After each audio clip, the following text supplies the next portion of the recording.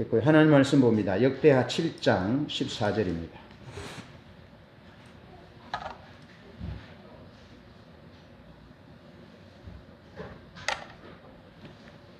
구약성경 역대하 7장 14절 제가 봉독합니다. 내 이름으로 일컫는 내 백성이 그들의 악한 길에서 떠나 스스로 낮추고 기도하여 내 얼굴을 찾으면 내가 하늘에서 듣고 그들의 죄를 사하고 그들의 땅을 고칠지라.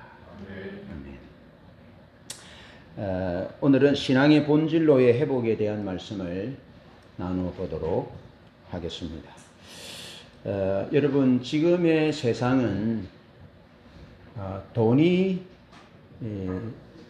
사람의 신분을 대신하는 세상이 되었습니다. 돈만 많으면 또 좋은 차를 타고 나타나면 그저 자연스럽게 허리를 숙이고 환영하는 그리고 그 물질적인 은혜를 입으면 참 그 사람의 노예가 되는 듯한 그런 세속주의로 가득 찬 세상입니다. 네, 우리가 저녁마다 공부하는 그 최근의 공부는 영국의 산업혁명과 미국의 산업혁명 이후에 그 산업혁명 이전에는 가정에서 남편과 아내가 또 아버지와 엄마가 할아버지와 할머니와 손주들이 한 공간에서 경제활동을 하고 한 공간에서 교육을 하고 사랑을 나누고 건강한 가정을 꾸리고 그리 했었어요. 그 전통적인 가치가 산업혁명을 거치면서 생산수단을 쫓아서 경제적인 번영과 발전을 쫓아서 가다 보니까 이제 남자는 바깥에 세상을 몰려나고 아내는 가정에 국한되어서 그래서 경제활동을 하는 것이 공적인 일이고 가정에서 자녀를 돌보고 가사 일을 하는 경제적인 어떤 수익이 없는 일은 사적인 일로 치부되면서 남녀 간의 갈등이 생기고 여성운동들이 생기고 여러 가지 사회에 남자는 여자가 남자를 가정적인 남자로 돌보고 관리해야 될 책임이 있다. 그렇게 교회와 사회에서 여성들에게 책임을 부과시키고 남자들은 여성들에게 길들여지는 남성은 싫다. 그러면서 근육질의 남성, 그 보이스카우트 이런 것들을 창설해서 남자와 여자를 대결 구도로 남자가 하는 일은 공적인 일이고 존중받아야 될 일이고 여자가 하는 일은 사적인 일로서 하찮은 일로 치부되는 그러한 사회적인 문제와 갈등들이 생겨지게 되었다는 겁니다. 그 핵심에는 물질이 있다는 것이죠. 물질. 네. 지금 이 시대가 그런 시대입니다. 그러면서 성공이 최고의 선이 된 성공하면 다 된다는 겁니다. 그것은 교회에서 번영신학이 빚어낸 기복주의 신앙이 빚어낸 그런 불편한 열매요 결과다 하는 것입니다. 여러분, 사람의 존재가 소중하잖아요. 그가 얼마나 진실하고 얼마나 정직하고 진실하고 정의로운지 그 사람이 얼마나 착하고 부지런한지 그것이 더 중요한 가치인데 그 성공한 것이 사람의 절대 가치인 양 변해버린 이 기복주의 이 세상이 그렇게 되어버렸다는 것입니다. 또 그 세상이 그렇게 되도록 부추긴 기관들이 교회였다라는 겁니다. 한국 교회는 그 삼박자축복 그러면서 기복적인 메시지를 전했잖아요. 예? 그건 성경적이지 않다라는 거죠. 물론 복은 하나님이 복이시고 하나님이 주시는 생명이 복이신데 그것이 목적이 될 때에 그게 문제가 된다는 것이고 그런 그 결과가 우리 사회 현상에서 이곳저곳에 나타나는 것입니다. 그러면서 요즘 여러분 그 성형이 인기잖아요. 성형. 예. 저도 우리 누님들이 이 점이 너무 많아가지고 점을 한 2번 빼줬어요. 예, 그래서 좀 말끔했는데 다시 이렇게 동전처럼 얼굴이 이렇게 막 됐습니다. 그리고 우리 누님은 저를 보면 날씨가 좀 서늘할 때 점을 빼러 가자 그러는데 제가 그걸 좋아하는 것은 아닙니다. 그런데 어느 날 사천에 있을 때 같이 운동하고 하던 그 예수 안 믿는 아저씨가 그 물티슈 있잖아요. 물수건을 가지고 이거 목사님 여기 뭐 묻었습니다 하고 닦는데 여기 점이에요, 점. 그래서 내가 아이고 동영이 아빠 그 내 점이요 그랬거든요. 그래서 이제 앞에 서서 설교를 하고 하니까 좀 미안하더라고. 그래서 이제 우리 누님이 가자 할 때 뺀 거죠. 예, 그리고 혹시 제가 점을 빼고 좀 말끔한 얼굴로 나타나더라도 목사님이 저는 걸 좋아하고 뭐 그렇게 보지 마시고 공인으로서 혐오감을 좀 주지 않기 위해서 그렇게 한다. 그렇게 생각하면 좋겠어요. 제가 하고자 하는 말은 예쁘면 그 사람이 뭐 어떤 행동을 하든지 예쁘면 다 상쇄되는 그런 세상인 거죠. 예. 그래서 결과만 좋다면 과정이 잘못돼도 불법이라도 수용되어지는 그런 인본주의 이런 것들로 가득한 세상이 되어버렸다는 겁니다. 그래서 지난 주간 어제 제 고향의 목사님 형 목사님과 이제 한 30분 통화를 했는데요. 이런 얘기를 했습니다. 한국 교회가 복음이 전해진 지 이제 100년이 넘었잖아요. 그래서 100년이 넘은 교회들이 절비하게 있습니다. 근데 하는 말이 교회 역사가 100년이 넘었고 또 교우들이 수십 년 동안 신앙생활을 했는데 늘 그 신앙의 연륜은 많지만 신앙의 깊이와 수준은 얕다라는 거예요. 예. 그래서 정말 복음을 위해서 모든 의사결정을 복음을 위해서 하나님의 영광을 위해서 하기보다는 인간적인 인본주의, 자기를 알아주지 않는, 자기를 과시하고자 하는 그런 것 때문에 교회가 정말 어느 기간보다 앞장서서 하나님의 뜻을 따르고 또 우리 삶의 행복을 위해서 헌신해야 될 교회와 그리스도인들이 더 어린 모습을 보여서 이걸 어떻게 해야 되냐? 이걸 어떻게 해야 되냐? 교회에서 뭘 하려면 못한다는 거예요. 뭘 조그만한 걸 하나 해도 의사결정 구조와 과정들이 복잡하다는 겁니다. 그러면서 의사결정을 하는 담당자들이 하나님 중심적인 믿음으로 성숙된 믿음이 아니고 아주 수십 년 동안 신앙생활을 해도 늘 어린아이와 같은 성숙되지 못한 모습이니까 못한다는 겁니다, 일을. 그러면서 하는 말이 어디서부터 어떻게 해야 될지 모르겠다고. 도대체 어떻게 해야 되겠냐고. 그런 참 가슴 아픈 얘기를 저에게 토로하는 것을 들었습니다. 저도 그런 구조 가운데 있었잖아요. 그러면서 이제 신앙의 본질을 듣고, 이 신앙의 본질로 회복되고 난 이후에 그런 것에서부터 자유하게 됐잖아요. 그런 것에 대해서 하나님께 감사하고 있는 것입니다. 마치 이 시대의 한국 교회와 우리 이 사회의 가정들이 마치 실로와 예루살렘의 성전에 하나님의 영광이 떠나서 더 이상 하나님의 생명과 하나님의 공급과 보호가 끊어져 버린, 그래서 블레셋으로부터 또 아시리아나 신바빌론 제국으로부터 침략을 당할 때 더 이상 막아낼 수 있는 힘이 없어서 무너져 버린 그런 이스라엘 현실과 같지 않나라는 겁니다. 자, 그러면서 하나님은 이런 그 교회의 내부적인 모습, 또 사회의 여러 가지 나타나는 현상들, 또 지구촌의 전쟁과 전쟁을 디대이며 수많은 지진의 공포를 느껴야 하는 이런 시대 가운데 하나님은 우리 개인에게 여러 가지 사건을 통해서 하나님께로 돌아오도록 촉구하시는 겁니다.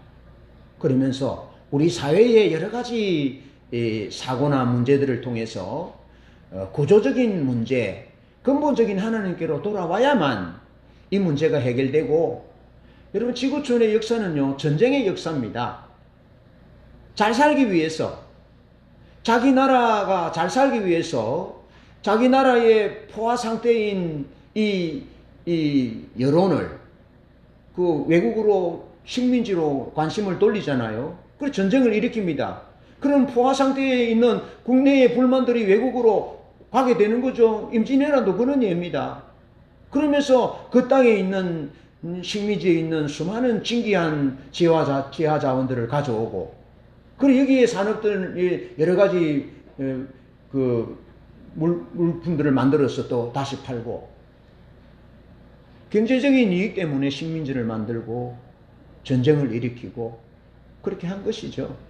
지금 지구촌의 전쟁도 하나님이 이 지구촌 전체를 향해서 하나님께로 돌아오는 외침인 거죠.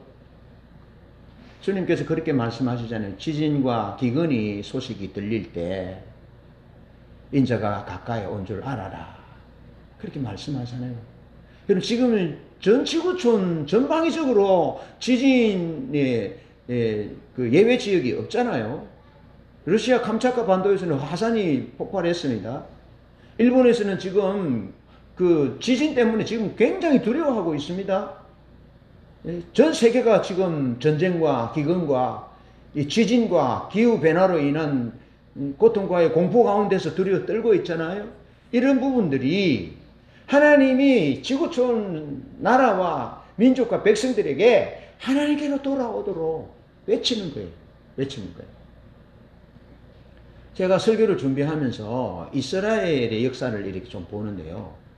이스라엘이 얼마나 고난과 고통을 당했는지 모릅니다. 다 정치적으로 경제적으로 이용되고요. 또 이용하고 나면은 또 거기 또 버리고요. 그리고 유대인들이 경제적으로 번영하고 잘 사니까 그 유대인들의 그 돈을 탐해서 뒤집어 씌워서 죽이고요. 얼마나 많은 가슴 아픈 역사를 경험했는지 모릅니다. 우리 한민족이 당한 이 슬픔도 크고 아프고 말할 수 없는 예수의 침략을 받은 역사고 짓누리는 그런 역사는 이스라엘에 비교할 수 없을 정도로 많습니다. 그래서 이스라엘이 한때는 그 게토라는 장막 안에 갇혀서 살았잖아요. 그 최초로 이스라엘 백성들을 가두어 놓은 곳이 베네치아입니다. 제가 베네치아 가가지고 내 아내하고 곤돌라를 타고 사진을 찍고 막 좋아하고, 예? 오 맑은 태양 어쩜 아름답다 노래를 부르고, 예? 오 솔레미아 하고 노래를 불렀는데, 이탈리아 베네치아가 최초로 이 유대인들을 가두었던 게토가 만들어진. 그런데요, 그 안에서 유대인들이 살았고 수많은 고난을 당했는데, 이스라엘 사람들이 팔레스타인 사람들을 어떻게 했습니까? 게토 안에 가두었어요. 분리장막을 세웠어요. 810km나 되는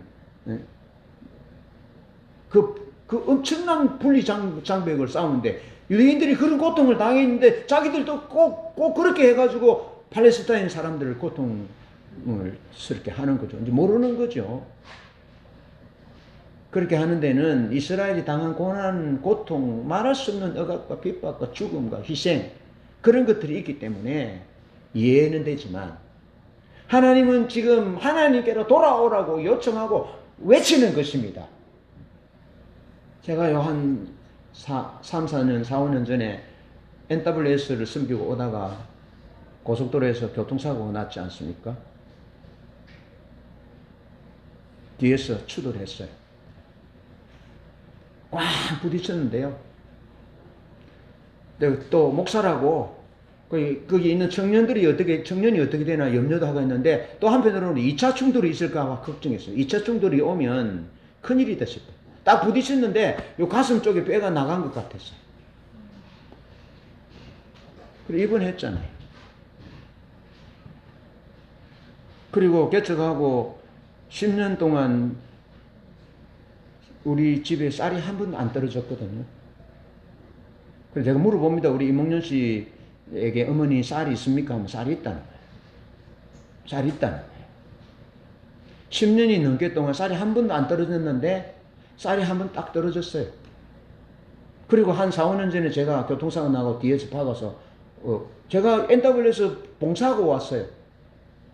수많은 청년들을 하나님 앞에 바로 세우기 위해서 봉사하고 오던 길에 그렇게 당했어요. 그런데 이 두 번의 기회에 제 개인적인 부분의 결함도 있었지만 가족이 하나님을 떠났던 결정적인 결함을 가지고 있었더라고요. 나중에 보니까. 자, 하나님은 아버지가 잘못하면 아버지에 대해서 하시기도 하지만 공동체에 대해서 잘못할 때는 공동체에 대한 책임을 물으시기도 합니다. 잘 들으십시오. 하나님이 내 개인적으로, 우리 가정적으로, 혹은 우리 교회적으로, 혹은 우리 사회 국가적으로, 전 지구촌적으로 여러 가지 문제들이 생기고 아픔이 있고 원활하게 돌아가지 않는 그런 가운데에 놓여지게 되면 그것은 뭐라고요? 하나님께로 돌아오라는 사인이라. 하나님께로 돌아오라는 사인. 하나님은 우리가 하나님께로 돌아오도록 경고할 때 어떻게 경고하냐면 물질적인 손해를 보게 하시기도 하고 또 우리의 건강에 문제가 생기기도 하고 대인관계에 있어서 문제가 생기기도 하고 그런가 하면 우리가 몸이 아프거나 몸을 다치게 하거나 이런 생명에 직접적인 느낄 수 있도록 하나님께서 경고를 하시는 겁니다. 뭐하라고? 돌아오. 왜? 하나님께는 풍성한 생명이 있고 하나님께는 풍족한 양식이 있기 때문에 하나님께로 돌아와야만이 우리 인간이 행복한 삶이 회복되거든요. 그래서 하나님께로 돌아오라는 겁니다. 그래서 혹자는 그렇게 말하잖아요. 하나님이 조용할 때는 그냥 속삭입니다. 돌아오라고. 그렇게 얘기하잖아요. 안 돼. 그렇게 하면 안 돼. 응? 선아, 이건 이렇게 해야 돼. 응? 응? 지아야, 이렇게 해야 돼. 이렇게 해도 몇 번 해도 말 안 들으면 어떻게 합니까? 큰 소리로 얘기하잖아요. 큰 소리 해도 안 들으면 어떻게 합니까? 이리 와. 종아리 건져. 그래서 어떻게 합니까? 해초리를 때리잖아요. 그래서 하나님 우리 삶에 여러 가지 불협화음이 있고 가슴 아파 눈물 흘리는 일이 있고 상실이 있고 이런 일이 있을 때는 하나님이 우리에게 큰 확성기를 대고 돌아오라는 겁니다. 돌아오라는. 못 알아들으니까 돌아오라는 겁니다. 그래도 안 들으면 하나님이 회초리를 드신다는 겁니다. 예? 이 종아리에 자국이 나도 하나님께로 돌아오도록 그렇게 하시는 겁니다. 그래서 오늘 신앙의 본질로의 회복이 다른 말로 하면 하나님께로 돌아오는 것이라는 겁니다. 자, 이에 대해서 네 가지로 살펴봅니다. 오늘 본문 14절에 보니까 한국어 성경에는 순서가 이렇게 되어 있습니다. 내 백성이 그들의 악한 길에서 떠나. 이게 첫 번째입니다. 악한 길에서 떠나. 그 다음에 스스로 낮추고 두 번째. 세 번째는 기도하여. 네 번째는 내 얼굴을 찾으면. 이게 조건을 충족시키는 겁니다. 하나님을 찾는 네 가지입니다. 근데 영어 성경에서는 이렇게 말하고 있습니다. If my people who are called by my name. 내 이름으로 일컫는 내 백성이 첫 번째로 will humble themselves. 스스로 겸손하게 자기를 겸비하는 것이라는 겁니다. 우리말 성경에는 첫 번째가 그 악한 길에서 떠나는 것인데 우리말 번역은 영어 번역보다 조금 더 뜻을 분명하게 전달해 주지 못합니다. 그래서 영어 성경을 기준으로 해서 보면 첫 번째가 will humble themselves. 스스로 겸비하는 것입니다. 스스로 겸손하게 하는 것입니다. 두 번째로는 and pray. 기도하는 것이고요. 세 번째로는 and seek my face. 하나님의 얼굴을 찾는 것입니다. 그 다음에 네 번째가 and turn from their wicked ways. 그들의 악한 길에서 돌이키는 것입니다. 예, 이 네 가지가 영어 성경에서는 회개의 조건이라 그렇게 말합니다. 한번 같이 해볼까요? 스스로 겸비하는 것. 두 번째, 기도하는 것. 세 번째, 하나님의 얼굴을 구하는 것. 네 번째, 악한 길에서 떠나는 것. 아멘. 이 네 가지를 회개하는 거다. 회개의 네 단계다. 그렇게 이 회개를 통해서 우리가 하나님께로 돌아오는 것입니다. 돌아가는 것입니다. 그러면서 다윗이 우리의 아내 바세바를 범했을 때 하나님은 1년 동안 다윗을 기다려주잖아요. 기다려주면서 하나님이 듣고 싶어 했던 얘기가 뭐라 그랬습니까? 다윗이 1년 동안 우리의 아내 바세바를 보면서 바세바가 임신을 했어요. 그래서 바세바가 출산하기 전이에요. 출산하기 전에 하나님이 나단 선지자를 보내서 얘기합니다. 그러니까 1년 동안 기다려 준 거죠. 그러면서 하나님이 다윗의 잘못된 것들을 좀 우회적으로 지적을 하잖아요. 예화를 들어서 지적하니까 다윗이 발끈하잖아요. 그 예화를 하잖아요. 부잣집에 손님이 왔는데 부잣집에는 양이 많은데 근데 가난한 사람은 양 한 마리가 있는 그 집에 그 양을 뺏어가지고 자기 집에 손님을 대접했다는 거예요. 그러니까 다윗이 발끈하잖아요. 그 나쁜 놈, 그런 놈이 어디 있어? 그런 놈은 죽어야 돼. 그렇게 하니까 나단 선지자가 왕이 그 사람입니다. 사실 다윗 왕에게는 후궁도 많잖아요. 여인들이 많거든요. 그런데 우리아에게는 바세바 아내 한 명밖에 없습니다. 근데 그 우리아는 또 얼마나 충성스러운 종이었습니까? 그 아내를 청부해서 아합에게 편지를 써서 위험한 곳에 전쟁하게 해놓고는 우리아가 죽잖아요. 그리고는 그 아내 바세바를 자기 아내로 맞이합니다. 죽어마땅한 놈이지요. 예? 괘씸한 놈이지요. 근데 하나님은 어떻게 했다고요? 1년 동안 기다려 주었어요. 1년 동안 기다려 주는데 더 이상 하나님이 예전처럼 하나님이 얼굴을 나타내시고 말씀하시고 길을 인도하시고 그런 게 없었어요. 그래서 하나님의 구원에 있어서 자기 생명이 끊어진 것 같았어요. 자기 육체는요, 마음은요, 이 식물이 이 물을 못 먹어서 빼빼빼빼 마른 식물처럼 가뭄의 풀처럼 자기 영혼이 쇠약해서 갔다라고 고백하는 거예요. 그리고 1년 뒤에 하나님이 한 1년쯤 돼서 종을 보내어서 그걸 지적하잖아요. 그러니까 다윗이 뭐라 그러냐면 하나님, 내가 하나님 앞에 죄를 지었습니다. 고백하거든요. 그걸 듣고 싶어 한다 이 말이죠. 듣고 싶어 한다.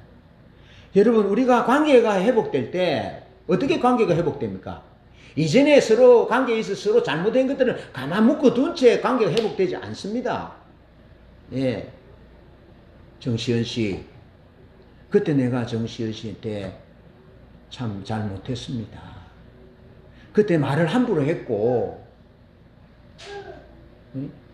당신한테 내가 비인격적으로 대했고, 당신에 대한 약점들을 다른 사람들이 막 퍼뜨리고, 그래서 당신의 명예에 큰 손상을 주었습니다. 무릎을 꿇고 용서해달라고. 그렇게 용서의 과정을 거쳐서 잘못했습니다 하는 회개의 과정을 거쳐서 관계가 회복되잖아요. 그게 필요하다니까요. 제가요, 신학교 다닐 때 진짜 안 다담아져 가지고요. 이제 축제 때 축구를 했거든요. 내가 얘기했잖아. 축구를 했는데 우리 한 해 두 해 후배가 내를 잡았어요. 뒤에서 내가 공을 몰고 드리블링 하는데 잡았어. 내가 돌아서서 그 친구 가슴팍을 주먹으로 꽉 때렸다니까요. 그러면서 왜 잡냐? 응? 축구는 말로 하는데 왜 잡냐? 지금 여러분 영국 프리미어 리그 보세요. 이거 잡아 당기는 것은요. 그냥 아주 자연스러운 겁니다. 그런데 기숙사에서 또 두 개 후배가 저를 너무 좋아한 후배예요. 하지 마라 하고, 근데 자꾸 해서 제가 한 대 때렸는데 뺨을 때린 거예요. 뺨을 때렸어요.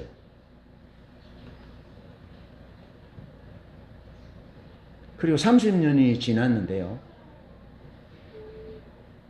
30년이 지났는데, 30년도 더 됐죠. 35년 지났는데, 내가 그 목사님께 용서를 빌었어요. 어느 상황에 만나서 병원인가 신방을 가는데 어떻게 만나게 돼. 그분은 부산에 있는데 용서를 빌었는데요. 여러분, 얼마나 놀라운지 아세요?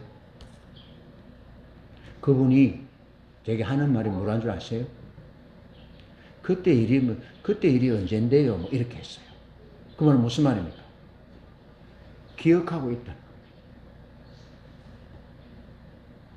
35년, 40년이 지나도 그 일은 기억하고 있다.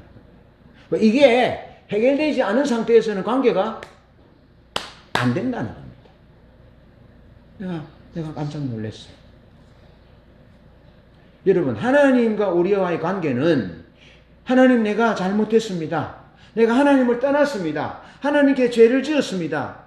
누가복음 15장에 둘째 아들이 하듯이, 아버지, 내가 아버지께 죄를 지었습니다. 하늘과 아버지께 죄를 지었습니다. 나는 아버지의 아들이라 일컬음을 받게 마땅하지 않습니다 하고 얘기하잖아요. 회개하잖아요. 이게 중요하다는 겁니다. 그래야 합니다. 근데 이것은 부끄러운 것이 아니다는 겁니다. 그렇게 함으로 누구를 얻습니까? 누가복음 15장에는 아버지를 얻게 되고요, 친구를 얻게 되고요, 동력자를 얻게 되고요, 딸과 아들을 새롭게 얻게 되고요, 아버지를 새롭게, 육신의 아버지 엄마도 새롭게 얻게 되는 겁니다. 그래, 그런 것들이 없어야 되는 겁니다. 그것이 뭐냐? 그 회개라는 겁니다. 회개. 우리는 회개를 통해서만 하나님께로 돌아갈 수 있습니다. 회복될 수 있습니다. 회개는요, 능력입니다. 회개할 때 하나님의 마음이 녹아나시고 녹아지시고요. 회개할 때 완악한 아버지도 마음이 녹아지고요. 원수의 마음도 회개할 때 미안합니다. 내가 잘못했습니다. 그 전혀 부끄러운 것이 아닙니다. 그렇게 하나님 앞에, 하나님, 내가 이렇게 했습니다. 용서해 주세요. 다시 나를 자녀로 받아주세요. 다시 내가 뛸 수 있도록 나를 회복해 주시면 안 되겠습니까? 그러면 하나님 뭐라 하시는가? 암만. 그러고 말고. 누가복음 15장에 아버지는 어떻게 합니까? 아들이 말을 줄줄이 늘어나기 시작하니까 어떻게 해버립니까? 그냥 입을 맞춰버립니다. 말 못하게. 입을 맞춰버려요, 그냥. 됐다는 겁니다. 예? 네가 내게로 돌아왔고, 네가 네 입술로 내가 아버지와 하늘께 죄를 지었습니다. 내가 아버지 아들의 일컬음을 받지 못하게 싸우니 저 종과가 하나로 써주십시오. 그렇게 하고 자꾸 얘기하려니까 입을 그냥 맞춰버립니다. 예? 입을 맞춰버려, 아버지가.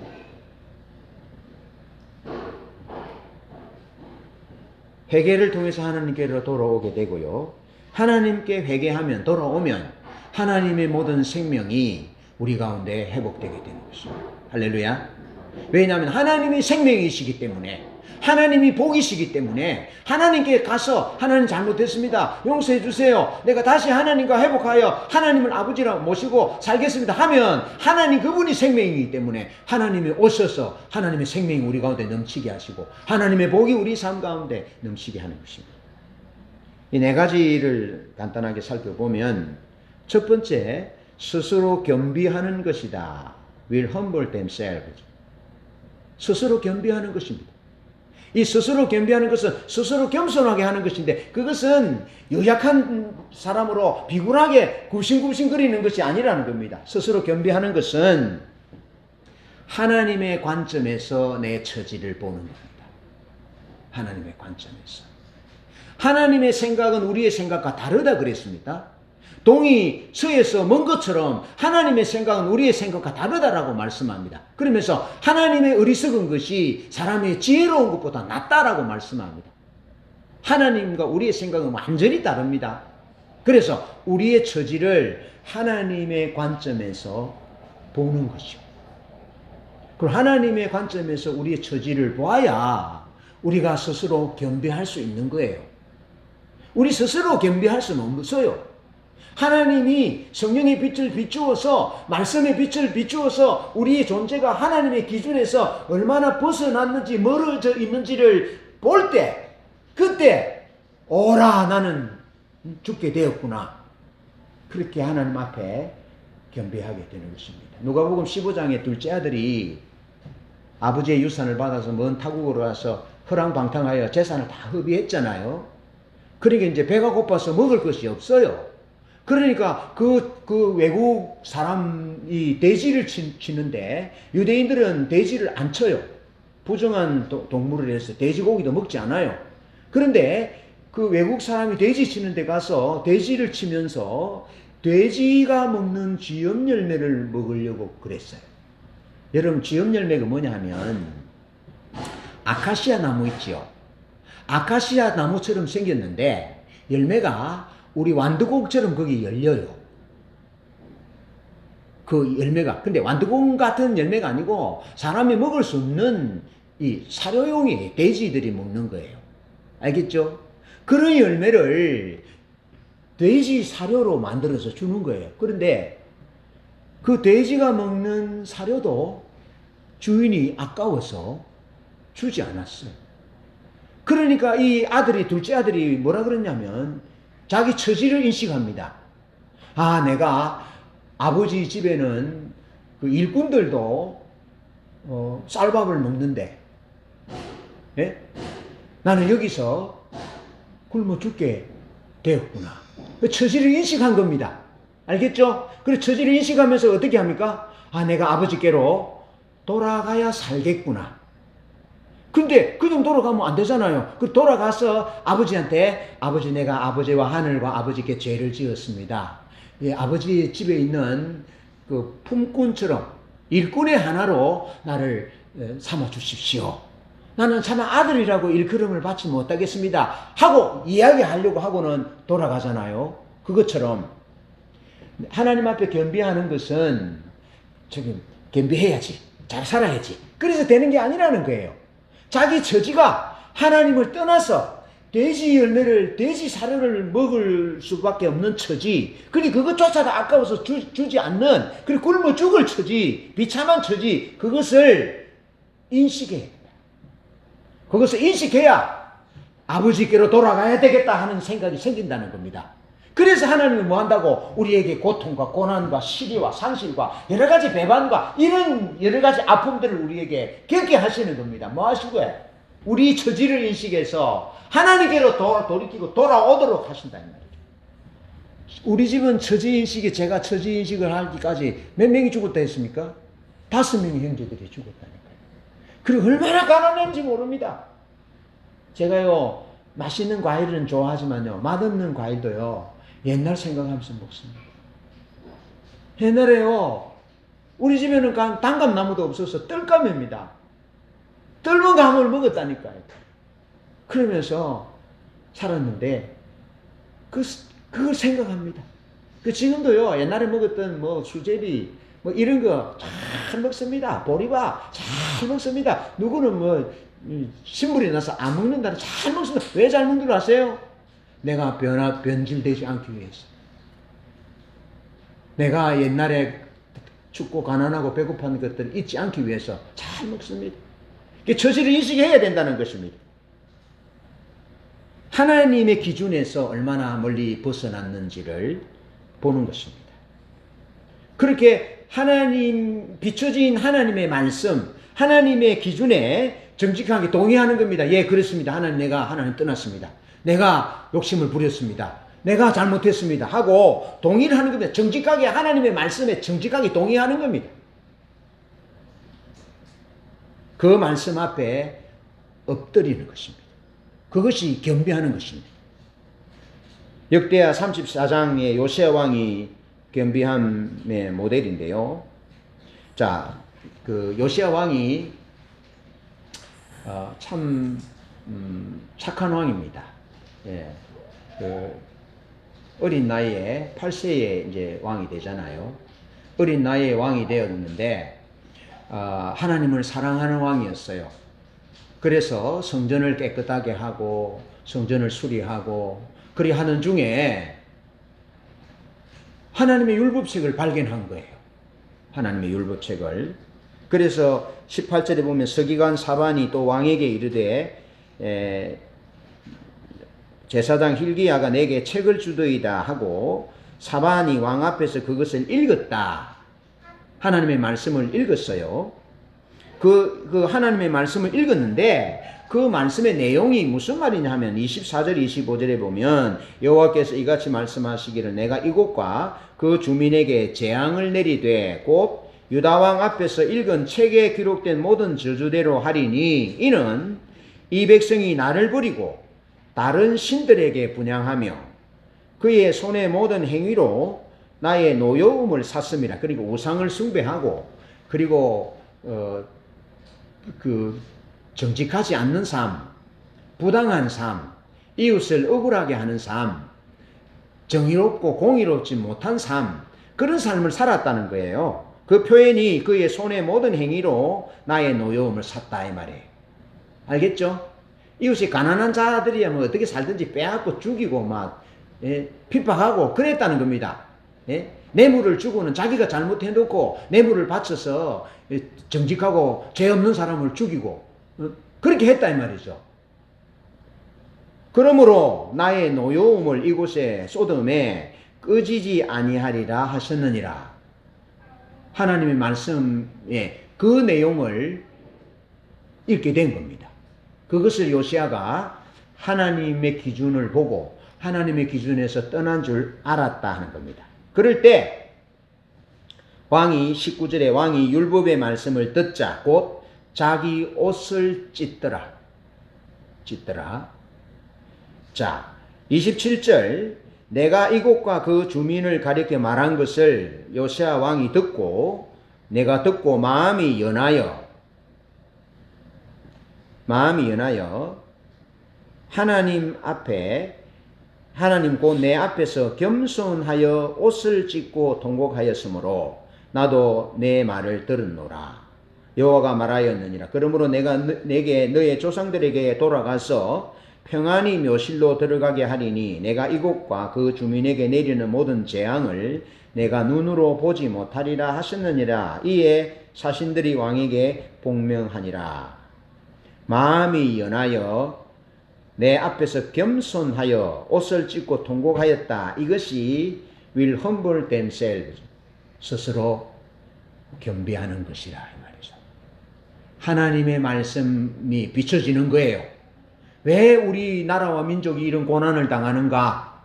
왜 바빌론으로부터 침략을 당하고 왜 사회적인 악이 이렇게 횡행하는가? 그것은 하나님의 성전을 무너뜨리고 우상을 숭배하고 사회적으로 정의롭지 못한 삶을 부조리한 삶을 추구하고 사람보다 물질을 돈을 성공을 더 소중한 가치로 여기고 사람을 억울하게 했다 이 말이죠. 그래서 하나님이 이 땅을 멸망시키기로 그 유다 나라를 멸망시키기로 결정하셨다 이 말이죠. 그 소식을 그 하나님의 기준을 보고 듣고 그 기준 앞에 옷을 찢었다 이 말이죠. 그것을 일컬어서 하나님이 네가 내 앞에서 겸손했다 라고 말하는 겁니다. 그렇게 하나님 앞에 겸비해야 하는 겁니다. 그것이 회개의 첫 단계입니다. 자, 두 번째 단계는 기도하는 것입니다. And pray. 기도하는 것. 자, 예수님이 마태복음 7장 7절로 8절에서 구하라 너에게 주실 것이요 찾으라 찾을 것이요 문을 두드리라 그러면 너에게 열릴 것이니 구하는 이가 얻을 것이요 찾는 이가 찾을 것이요 두드리는 이에게 열릴 것이니 그렇게 말씀하셨거든요. 자, 그래서 우리가 겸비하기 위해서는 하나님의 기준이 선명하게 비춰져야 되고 그 기준 앞에 비춰진 자기 자신의 모습을 보고 하나님 앞에 정직하게 동의하고 엎드려야 한다. 이것이 will humble themselves. 겸비하는 거다 그랬습니다. 스스로 겸비하는 거다. 그런데 기도는 이 하나님 앞에서 겸비함을 토대로 하나님의 기준에 도달하기 위해서 하나님께 구하고 찾고 하나님의 문을 두드리는 것이다 이 말이에요. 예를 들어 저를 보세요. 하나님이 이 땅을 멸망시킬 거다 그랬잖아요. 왜? 우상 숭배로 또 사회 악을 방조하고 악한 사회를 만들고 억울한 사람을 나오게 하고 이런 것 때문에 내가 이 유다 나라를 멸망시킬 거다라고 말씀하셨잖아요. 그러니까 이제 옷을 찢고 이제 하나님 앞에 겸비한 거예요. 옷을 찢으면서 아이고 우리가 잘못됐습니다. 그렇게 하나님 앞에 이제 회개하는 거예요. 이것을 토대로 해서 그러면 어떻게 하나님의 기준을 이루어 드릴지 하나님을 찾고 하나님께 묻고 하나님의 길을 찾는다는 말이에요. 그러니까 하나님 앞에 그 말씀에 비춰진 대로 어떻게 하면 될지 모르니까 우상을 어떻게 제거해야 되고 성전을 어떻게 수리해야 되고 사회적으로 어떻게 정직하고 공의로운 사회가 되게 만들고 이런 부분들에 대해서 찾는 것이라 이 말이죠. 하나님이 보이신 하나님의 말씀이 있잖아요.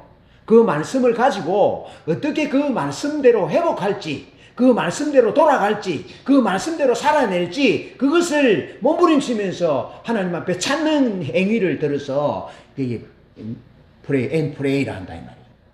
이거 이루어주세요. 저거 이루어주세요. 내게 지금 당면한 문제를 해결하기 위해서 금식하고 기도하고 철회하고 우리 보통 그렇게 하는 것을 기도를 하는데 그게 아니고 하나님의 보이신 기준대로 살기 위해서 어떻게 하면 그 기준대로 살까 해서 하나님을 찾고 두드리고 몸부림치는 것을 일컬어서 기도를 한다.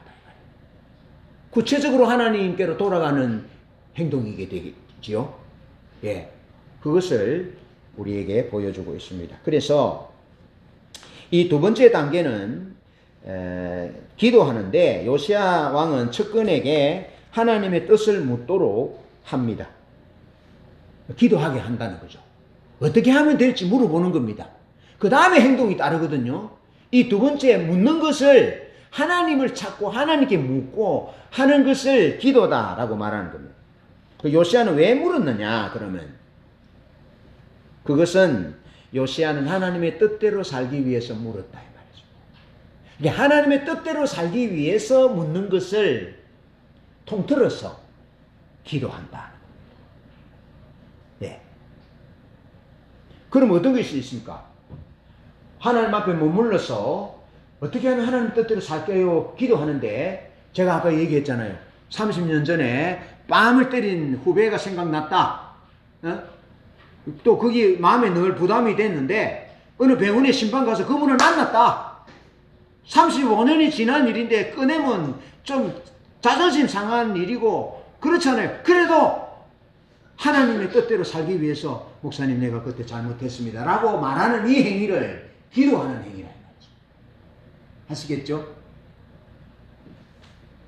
그렇게 우리 살면서 안 준 떼먹은 돈 갚고 너무 옷 빌려와가지고 안 준 거 이거 갚고 그렇게 하는 모든 하나님을 찾고 두드리고 구하는 이 모든 행위들을 통틀어서 기도합니다. 요시야는 그렇게 기도했다 이 말이에요.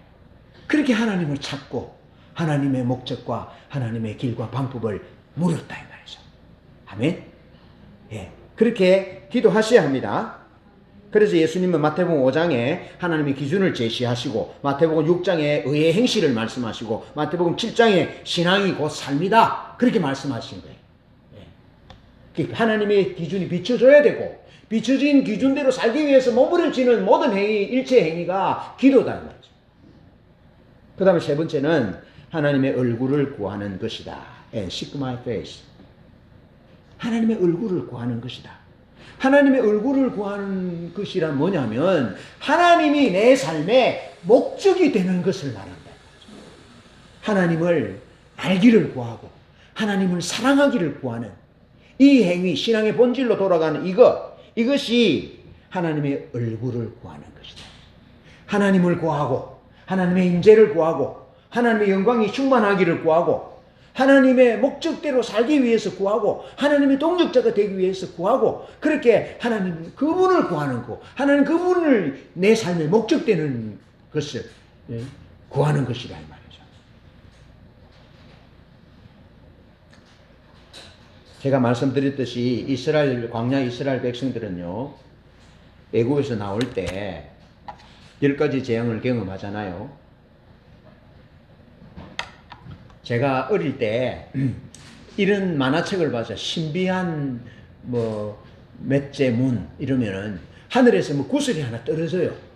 그러면 이게 거기 이제 사건이 벌어지는데 어떤 사건에 보니까 메뚜기 떼가 다 뭘 잡아먹더라고요. 풀을. 그 내가 이제 나중에 커서 보니까 이 사람은 10가지 재앙 중에 메뚜기 재앙을 알고 있는 사람이구나. 그래서 그것을 토대로 해서 각색해가지고 하늘에서 구슬이 떨어져가지고 메뚜기가 그걸 그렸구나 그렇게 생각했거든요. 여러분 10가지 재앙은요 애굽의 신들을 심판한 겁니다.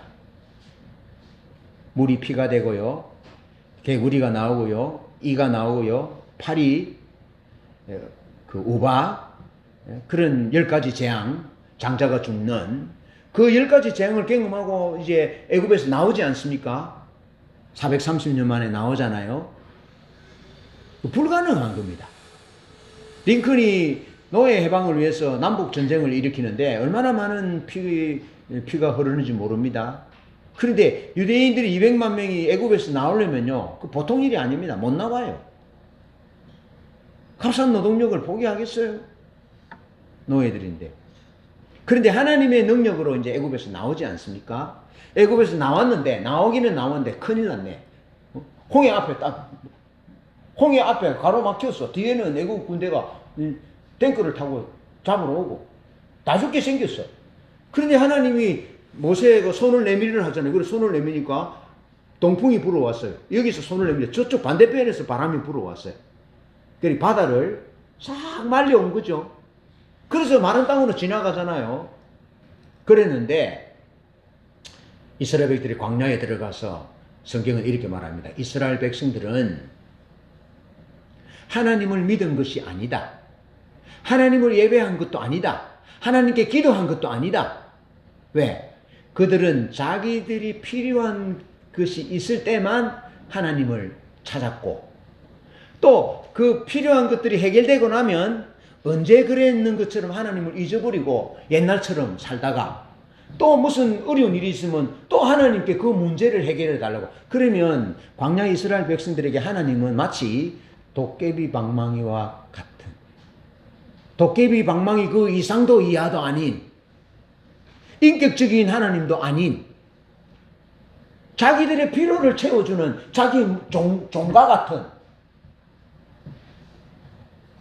그런 존재로 하나님을 전락시켰다는 거죠. 예. 그것처럼 필요한 것이 있을 때 하나님을 찾고 또 필요한 문제가 해결되면 언제 그랬는 것처럼 하나님을 떠나버린, 하나님을 잊어버린 그런 삶에는 결코 회복이 일어나지 않는다. 회복이 일어나지 않아요. 하나님의 얼굴을 구하는 것은 하나님이 내 삶의 목적이 되는 겁니다. 하나님이 내 항해의 선장이 되는 것입니다. 하나님이 내 삶의 중심이 되는 것입니다. 하나님이 내 전부가 되는 것입니다. 그렇게 될 때만이 우리 삶에 회복이 있는 거예요. 할렐루야. 하나님은 우리를 그 자리로 이끌고 계시는 것입니다. 그래서 요시야는 온 이스라엘 백성들을 모으고 하나님을 찾기로 결단합니다.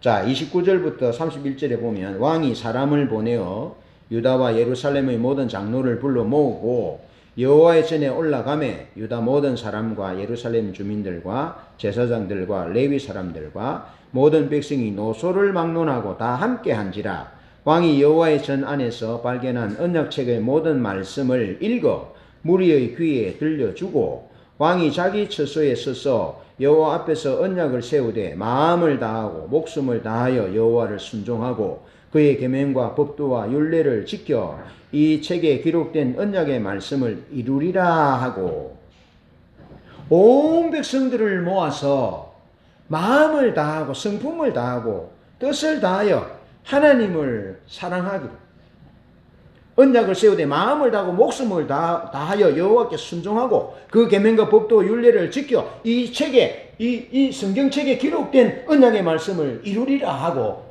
온 백성들 앞에서 결단하게 된 겁니다. 이것을 이렇게 요시야 왕도 하나님이 목적되고 마음을 다하고 성품을 다해 하나님께 순종하기로 하고 온 백성들도 그렇게 하기로 언약했다는 겁니다. 이것을 하나님의 얼굴을 구하는 것이다. 하나님의 얼굴을 구하는 삶에만 비로소 회복이 있다는 겁니다. 회복이 있다. 그래서 신명기 6장 4절로 5절 6절에도 마태복음 22장 37절로 40절에도 내 마음을 다하고 성품을 다하고 뜻을 다하여 주 너의 하나님을 사랑하라 하신 거예요. 우리가 2주 전인가 왜 하나님을 떠난다 그랬습니까? 마음으로부터. 하나님이 우리의 유일한 구세주가 되지 않을 때, 하나님이 우리의 유일한 목적이 되지 않을 때, 그때 우리가 우리의 마음이 하나님으로부터 떠난다라고 말했잖아요. 그러니까 하나님의 얼굴을 구한다는 것은 하나님이 우리의 모든 것 되는 그 자리에 머물러서 하나님을 찾는 것이라. 그렇게 살아가는 것입니다. 자, 호세아 4장 6장 3절에 그렇게 하나님을 찾으면 반드시 하나님 오신다. 예, 반드시 오신다. 하나님께로 돌아가면 반드시 오시는데 다음 날에 해가 뜨듯이 반드시 하나님께서 오신다는 회복된다는 것입니다. 이스라엘이 하나님께로 돌아오면 회복됩니다. 하나님께로 완전히 돌아오면 이스라엘을 범접할 나라들이 없습니다. 우리가 하나님께로 온전히 돌아오면 스스로 겸비하고 기도하고 하나님의 얼굴을 구하는 자리로 돌아오면 하나님이 반드시 우리에게 오신다고요. 네, 비와 같이 땅을 적시는 늦은 비와 같이 우리에게 임하시리라 하니라. 하나님은 늦은 비와 이른 비를 약속하는데 반드시 오시거든요. 반드시 옵니다.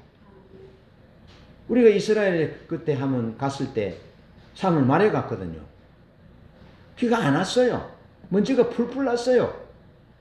그런데 하나님께서 늦은 비를 주시는데 비가 온 거예요. 신기하더라고요. 하나님은 하나님의 백성들이 농사를 지을 수 있도록 늦은 비를, 이른 비를 시적절하게 맞춰서 주는데 하나님의 백성들이 하나님을 떠나면 그게 안 온다는 겁니다. 이른 비와 늦은 비가 안 오는 겁니다. 풍작이 안 되는 겁니다. 농사가 망하는 겁니다. 지진을 보내는 겁니다. 저축해 놓은 우유, 저축해 놓은 물들을 지진이 나서 다 흘러버리는 겁니다. 못 쓰게 되는 겁니다. 유대인들이 얼마나 많은 부를 축적했는지 모릅니다. 근데 유대인들이 고리대금을 하고 했거든요. 그러니까 유대인들이 돈이 많아요. 그러니까 돈을 빌린 사람들이 너무 많아요. 그러니까 돈을 갚을 길이 없으니까 유대인들에게 뭘 씌워가지고 죽이잖아요. 뭐 유대인들이 페스트가 진행될 때 유대인들이 우물에 뭘 독을 풀었다. 그렇게 해가지고 유대인들을 죽이는데 그 이면에는 뭐가 있다고요? 유대인들에게 빌린 빚을 갚기 싫어서 유대인들에게 누명을 씌워서 죽인 거예요. 온 나라가, 온 사회가 그렇게 한 겁니다. 보세요. 거기 쌓아놓은 물질이 누구의 것이 됩니까? 소용없는 겁니다. 하나님을 떠나면 우리의 생명조차도 우리의 것이 아닌 것을 아셔야 합니다. 아셔야 합니다, 여러분.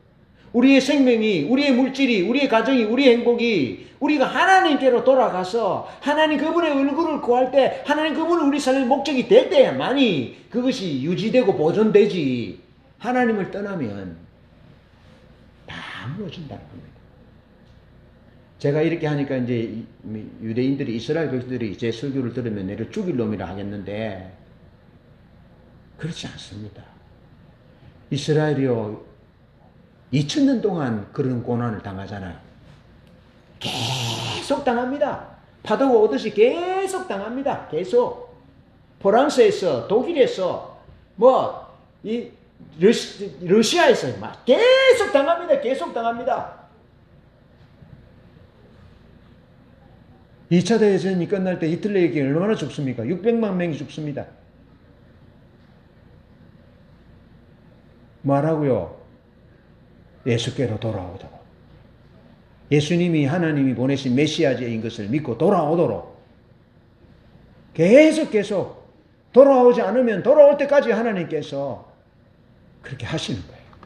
그걸 보셔야 돼요. 근데 호세아 6장 3절은 돌아오면 땅을 적시는 비와 같이 늦은 비와 같이 너에게 임하시리라 약속하셨어요. 돌아오십시오. 마지막으로 회개의 네 번째 단계는 악한 길에서 떠나는 것입니다. And turn from their wicked ways. 그들의 악한 길에서 턴해라, 돌아서라. 예? 몇 가지 눈물 흘리고 회개하는 것으로 되는 것이 아니고 잘못된 방향으로 가든 자기 목적을 향해 가든 이 인생의 길에서 turn from their wicked ways. 그들의 죄에서 돌이키라. 그들의 길에서 돌이키라. 돌이키지 않으면 그저 눈물 좀 흘리고 안 된다는 겁니다. 방향을 돌이켜야 된다는 겁니다. 방향을 어디로? 하나님께로. 그래서 호세아 6장에는 오라 우리가 여호와께로 돌아가자. 여호와께로 돌아가자. 여호와께서 우리를 씻었으나 싸매어 주실 것이요 찢었으나 도로 낫게 하실 것이다. 여호와께로 돌아가자. 이 네 번째가 회개의 완성이라는 겁니다. 네 번째 단계가 죄악된 삶에서 하나님이 기뻐하시는 삶으로 돌아가는 것을 말합니다. 그래서 스스로 겸비하고 will humble themselves. 두 번째 and pray. 세 번째 and seek my face. 네 번째 and turn from their wicked ways. 그러니까 회개의 첫 단계가 겸비하는 것이라면 will humble themselves. 스스로 겸비하는 것이 회개의 첫 단추라면 회개의 마지막 완성은 and turn from their wicked ways. 그들의 악한 길에서 돌이키는 그것이 완성이라 이 말이죠. 악한 길에서 떠나는 것은 그동안 우리 삶 속에서 하나님을 대체했던 모든 것, 그것을 우상이라 하는데 요시야는 우상을 제거했다 이 말이죠. 우상을 제거했다는 겁니다. 제가 그랬잖아요. 우리 집에 가게의 저주가 언제 끊어졌다고요? 제가 우리 아버지 앞에 무릎을 딱 꿇고요.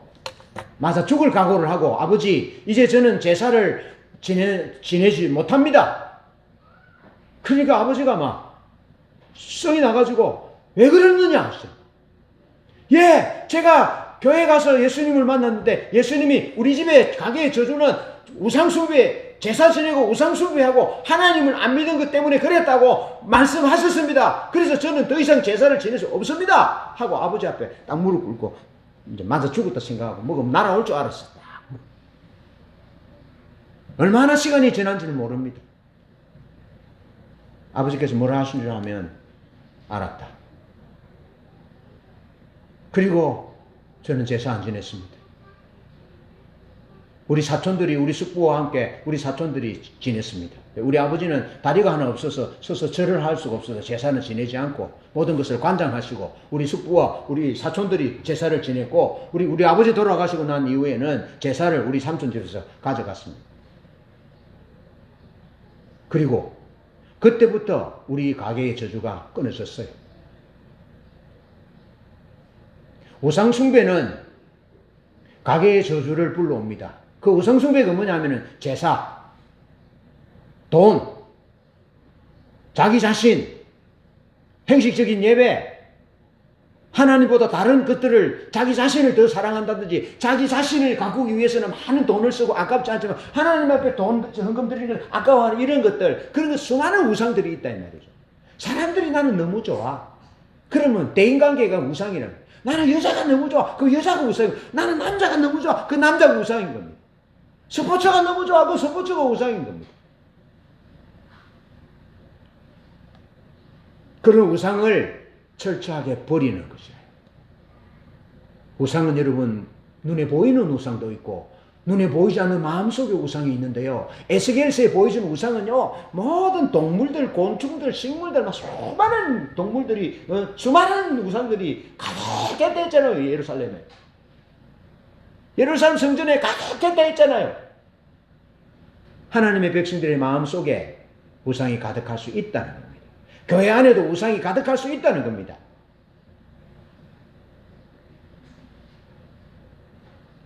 참된 회개는 많은 것의 변화를 가져오는데 가치관의 변화를 가져옵니다. 세계관의 변화를 가져옵니다. 삶의 목적과 목표가 달라집니다. 사역에 대한 이해와 태도, 예배에 대한 이해와 자세와 형태 등 모든 면에서 하나님의 기준으로 돌이키는 것을 말합니다. 부부간의 관계도 하나님의 기준으로 돌아오는 겁니다. 부모간의 관계도 하나님의 기준으로 돌아오는 겁니다. 친구의 관계도 하나님께로 돌아오는 겁니다. 그렇게 돌아오는 것. And turn from their wicked ways. 그들의 악한 길에서 돌이키는 것. 자, 그렇게 하면 역대하 34장 33절에 요시야 왕은 모든 우상을 제거한 데까지 나갔어요. 그랬더니 하나님이 마음을 돌이켰어요. 뜻을 돌이켰어요. 뭐냐 하면은 요시야 왕이 사는 날 동안 내가 유다 나라를 멸망할 것을 유예하노라 그랬습니다. 유예하노라. 그래서 제가 늘 얘기했잖아요. 한 세대가, 여러분 이스라엘 백성들이 애굽에서 나올 때 한 세대는 몇 명이었습니까? 60만 3,550명이었어요. 한 세대. 애굽에서 나올 때 한 세대, 20세 이상 싸움에 나갈 만한 한 세대를 60만 3,550명이었어요. 그럼 그로부터 수많은 세월이 지났잖아요. BC 한 13세기쯤 되니까, 예? 수백 년이 지났잖아요. 그러면은 더 인구가 늘어났다고 볼 때 한 1,000만 명은 60만이니까 100만 명은 안 되겠습니까? 최소한 100만 명. 그러면 100만 명이 뭘 안 봤다는 겁니까? 전쟁을 안 봤다는 겁니다. 요시야 한 사람이 겸비하고 하나님 앞에 회개하고 기도하고 하나님께로 돌아왔을 때 100만 명의 사람이 신바벨론 제국의 전쟁의 참화를 겪지 않고 자연적인 죽음을 죽어 열조에게로 돌아갔다는 겁니다. 여러분, 눈도 깜짝 안 하네요. 100만 명이 안 죽고 살았다 해도. 얼마 전에 여러분 여관에 화재 사건으로 사람이 많이 몇 명 돌아가셨잖아요. 예? 요즘 계속 중국인 아침에 일하러 가던 중국인하고 몇 명 또 교통사고로 돌아가신 5명인가 돌아가셨다잖아요. 근데 여러분 100만 명이 죽었다 생각. 100만 명. 예? 이 창원, 진해, 마산 이 인구 다 합치면 100만 명 좀 넘지요. 이 다 죽었다 생각해 보세요. 그런데 요시야 왕이 한 사람이 겸비하니까, 온 나라가 겸비하니까 하나님이 마음을 돌이켜서 집행유예를 내리시는데, 요시야 왕 네가 죽어 열조에게로 돌아가기까지는 내가 심판을 하지 않겠다. 한 세대로 보면 100만 명이에요. 최소한. 그 사람들이 하나님 앞에 왕이 돌이키고 백성들이 돌이키니까 하나님의 생명이 거기 넘쳐서 100만 명이 전쟁의 참화를 보지 않고 사는 그런 역사가 일어나게 됐다는 겁니다. 사랑하는 교회 여러분, 하나님께로 돌아가야 합니다. 스스로 겸비하고 하나님이 뜻이 비춰진 뜻대로 살기 위해서 몸부림치고 하나님을 찾는 기도하고, 또 하나님이 우리의 삶의 목적이 되도록 하나님의 얼굴을 구하면, 그리고 우리 악한 길에서 떠나면 우리 삶에, 우리 가정에, 우리 교회에, 우리 민족과 이 지구촌에 하나님의 생명이 넘칠 것입니다. 하나님께로 돌아오는 역사가 우리 모두 삶 가운데 충만하기를 축복합니다. 결단의 찬양은 150장, 추가 찬양 150장.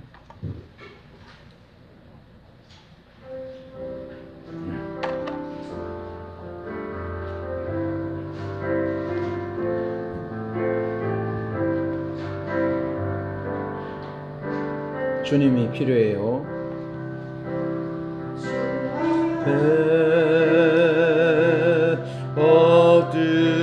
엎드려 나 쉼을 발견해요.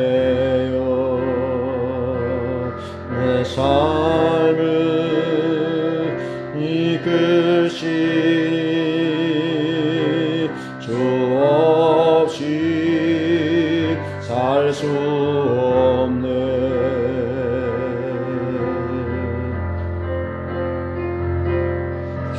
주님이 나 필요해요. 모든 순간마다 나의 방패 내 의로움 주님 필요해요.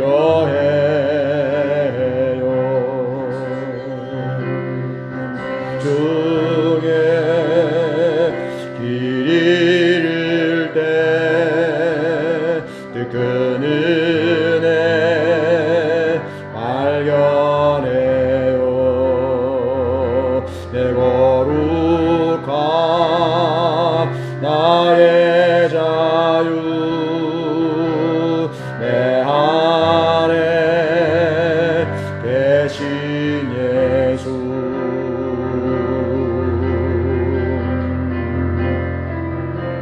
주님이 나 필요해요.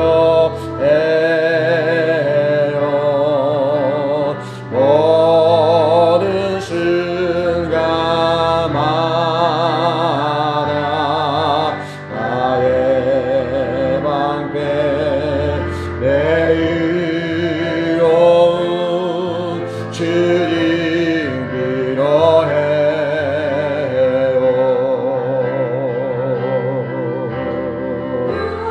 비나가 올 때